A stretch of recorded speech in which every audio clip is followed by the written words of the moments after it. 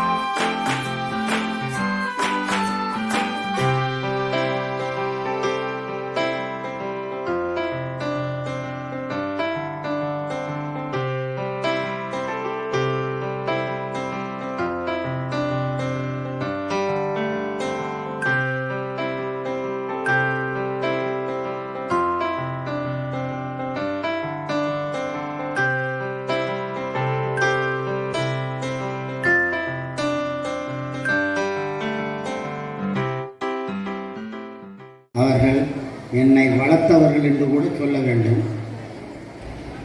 நான் இன்ஜினியரிங் படிக்கும் பொழுது அவர்கள் ஆக்கமுக்கம் கொடுத்து நம் வீட்டில் ஒரு பையன் இன்ஜினியரிங் படித்து இன்ஜினியராக வர வேண்டும் என்று முயற்சி எடுத்து நான் முதல் வருடம் சேர்ந்த பொழுது அவர்கள் என்னை ஹாஸ்டலில் வந்து பார்த்து வாழ்த்தி விட்டு சென்றார்கள்.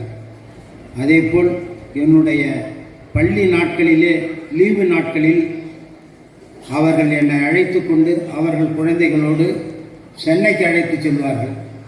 அங்கு எனக்கு எல்லா விதமான இதையும் கற்றுக் கொடுத்தவர்கள் அவர்கள்தான்.